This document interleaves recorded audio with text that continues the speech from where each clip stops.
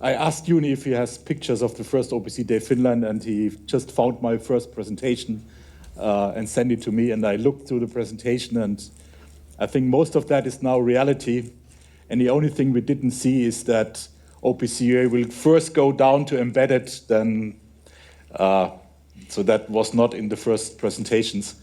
But let's start from the beginning. So we heard all of this nice projects and stuff that builds on what we did the last 20 years. So I hope my presentation is not too boring if we go back 20 years now.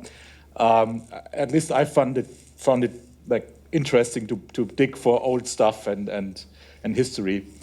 So when we start from even before OPC UA, there's classic OPC, and there's still probably a lot of installed base of classic OPC. So for OPC Foundation started in 1996, but I think the most important date was this OPC Data Access Release 2.0. So that was more or less where OPC was born. And this was the most widely adopted spec until we finally get OPC UA out in the wild. And then we had some experience with using OPC locally between the HMI and as an interface, a local interface on a PC.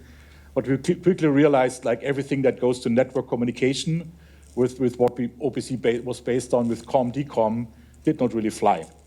So it was we tried something with web services in between, but that was also just halfway. And so in 2003, the OPC Foundation decided to rethink everything.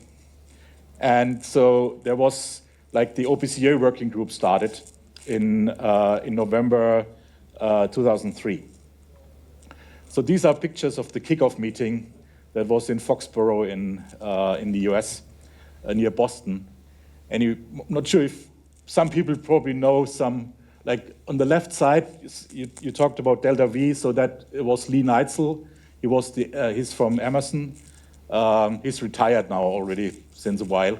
He was the first editor for all OPC UA specs until we did split it up. You probably know Jim Luth on the right side here. And Andy Kowalczyk was from Honeywell. He was leading all the technical advisory council. And this on the right side is Karl-Heinz Daretzbacher working for Siemens. He's now leading the overall technical work in OPC Foundation today. And Jim Luth is the chairman of the OPC UA working group since several years. Was the young guy next to Karl? That was me. Some color in the hair. Yeah. So what there was the main definition phase was from 2003 to 2008. So that was the main specification work phase, and we had more or less 6 face-to-face weekly face-to-face meetings a year.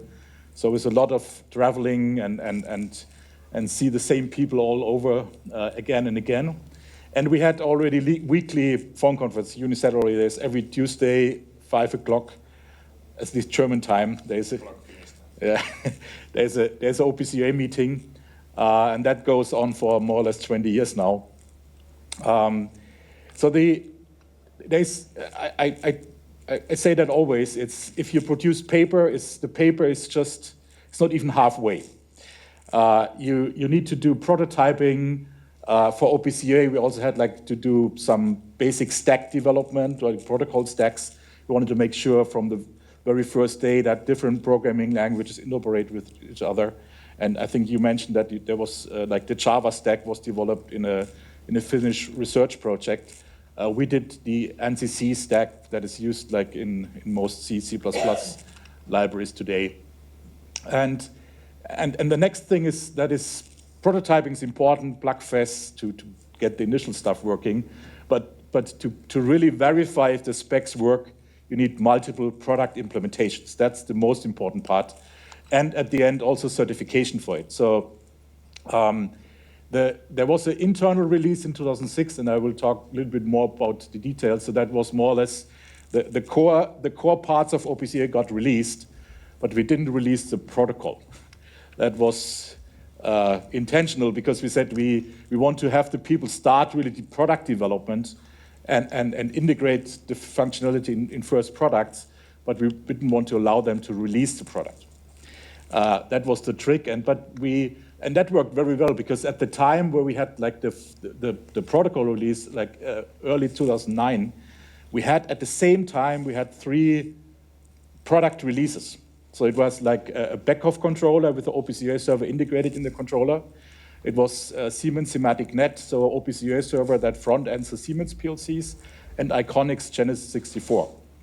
So heavily used products that had OPC UA at the time of the release.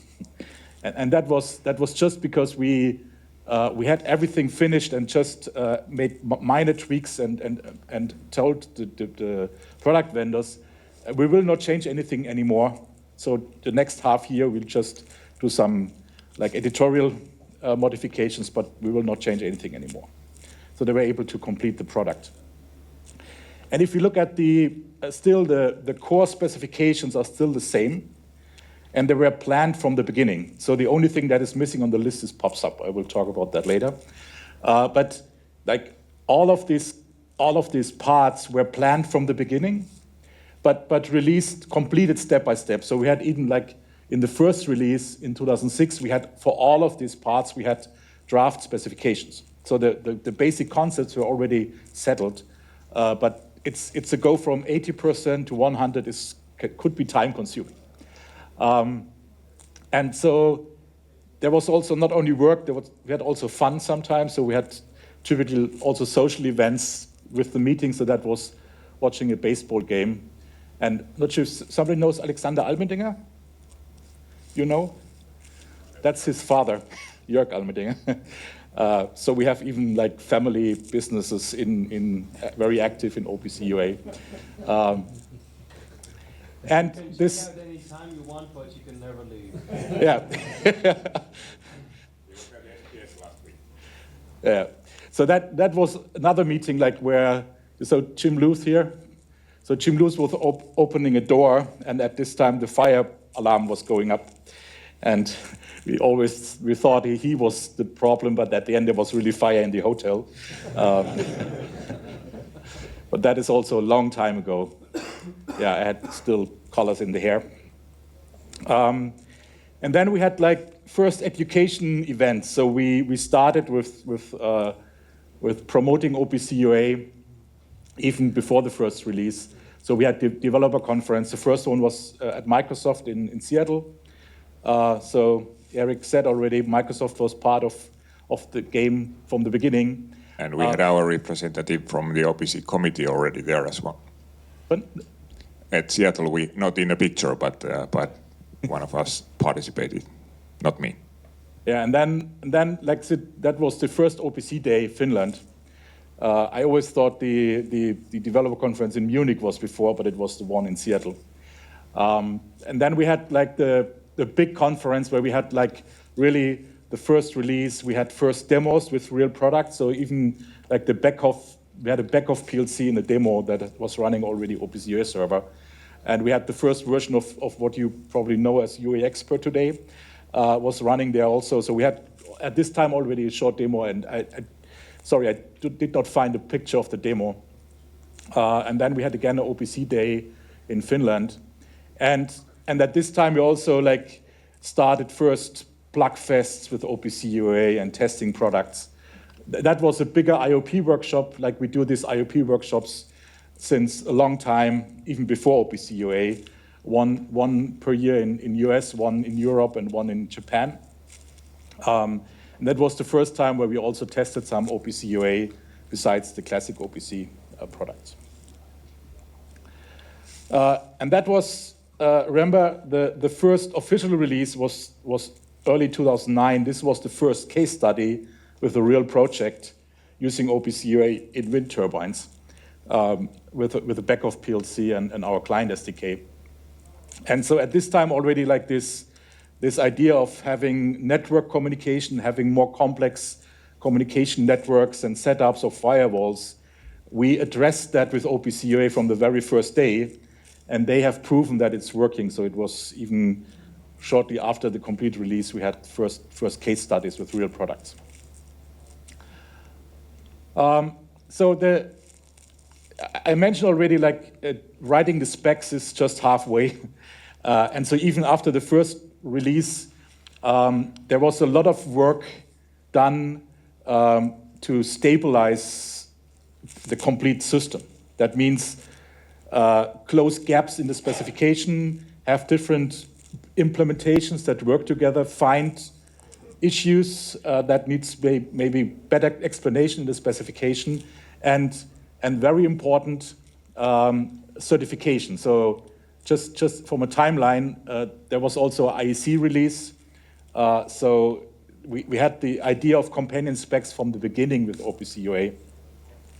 And a lot of standards are based on IEC, ISA standards, and they cannot refer to something that is not a standard itself as an international standard. So that's why from the beginning, we had the requirement to also provide OPC UA as an IEC version. And there is agreement between IEC and the OPC Foundation that they take what we release and more or less pass through their review process, but they will not technically change it. If they have feedback, it's a loop back to the UA working group, but they more or less release the OPC UA version then as an IEC version. So they're technically the same. But like I said, the certification is another very important aspect of making the spec stable. So to have multiple different implementations that work together, plus certification for that, is a very important step. So that leads to iterations in the specification, where mainly we didn't really add features. We completed some of the features that we didn't have released yet, but the main work was really to clarify things and make the specs more stable, more complete, more, let's say, close the little gaps for interoperability issues. And then there was another IEC release, and say till 2015, it was mainly maintenance work. So make the set of features complete and to make everything stable. And you see, there's still at 1 point. So we are still in the 1 point phase. So there was no breaking change. It's still everything is working since the first day. And we just made it more reliable, interoperable, and certified. So on top of this, like I said, was planned from the beginning, these companion specs were developed. And you see from the years, in the first years, it was just a few of them.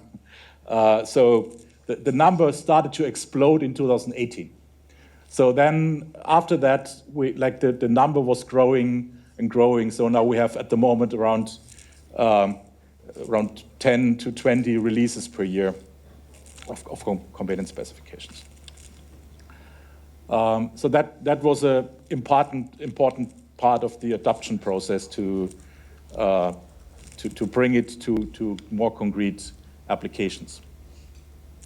And then the first time in 2017, we released really a complete new feature that was not planned from the beginning, and that was pub-sub communication. So in client server, we have already a subscription mechanism, but it's still the client can subscribe for data, so the client decides what the client gets as published from the server. But to have a completely decoupled pub-sub mechanism with a middleware and have a one-to-many or many-to-many communication, that is not possible with client server. And this was driven by two main things. One was have real-time, close to real-time communication between devices, so device-device communication, and that was speeded up by the whole TSN discussion, having real-time capable standard Ethernet networks available. And the second one was the IT messaging.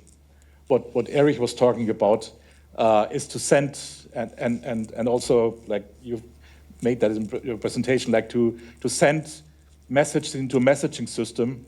And for that, we introduced pub-sub. And the basic idea is that you take the information out of the existing address space of OPC UA server, and you select the information to publish, and then you send that pre-configured publication to a middleware, and then the middleware is taking care about the distribution of the messages. And also, like, triggered by this, the FLC working group was started in 2019. So that was also like a complete new initiative, like a use case that was not planned from the beginning. So to have real-time controller-controller communication and even controller-to-device communication was never on the list of planned features when we started. And like I said, this was all driven by the whole mess of having 20 different field buses, and when you bring all of them to TSN, you have also to redo them all, and to come, like, all the security aspects and like the IT connectivity OPC UA brings. There was an agreement by all the major automation vendors to think about a concept that is the next generation based on OPC UA. So that was a huge kickoff meeting in 2019 with a lot of companies, a lot of people. The main problem then, COVID came, so that slowed down everything a little bit. Not really, like, you can do a lot of the specification work also in online meetings, but especially the prototyping was a problem in that phase. But there was a release in 2022 for that, and what is currently in the prototyping and product development is the version that was released early 2024. So we expect the first product releases based on this version now. When we go back to the pure OPC UA specification, the development process was also enhanced. So in the early days, let's say we have more or less a release cycle every three years. So whatever we planned, we ended up with 3 years. And between the releases, we published erratas. But then in 2018, like, with this exploding number of component specifications, we had the problem that, together with the harmonization, the component specs wanted to have little features in the core spec to not reinvent the wheel, and we had to bring that back, and we had to find a way to be faster than 3 years. So we started with amendments. That is also, like, known from the IC world, but that didn't really work out well. So we decided to consolidate that all in the 105 version and to change more like a more dynamic release model. So we release the specifications more like in a 6 to 9 month rate now, and we release all versions that need something just as a new version. And even if there's just one errata in, there's a new version for that. And that is much more like it works well so far. So that's the current release model. And just as a final summary, we are now at 24 parts in OPC UA. So most of it, so the number explosion came from part 5. So was growing too much, so we separated that out into own parts. But there are also no new features that we had, like device onboarding, base network model that was also like coming from the OPC AFX FLC initiative schedule, and there will be more coming. But this is more like a lot of that is driven out of the harmonization to provide tooling to the component specifications. Okay, thank you. Thank you, Matthias.